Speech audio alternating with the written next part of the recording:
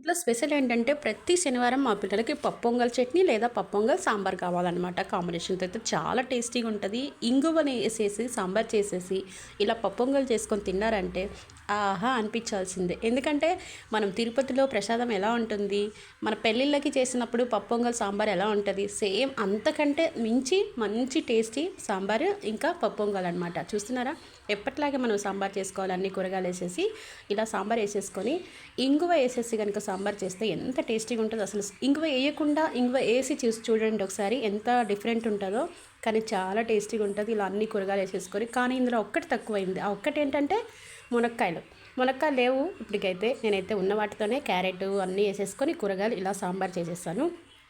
దీంతోపాటు పప్పొంగల్ చూసారా, వేడివేడిగా పప్పొంగల్ ఇంకా దీనిపైన సాంబార్ వేసుకొని తింటే ఆహా ఏమి రుచి అనాల్సిందే. ఇంకెందుకు, సబ్స్క్రైబ్ చేయడం మర్చిపోవద్దు.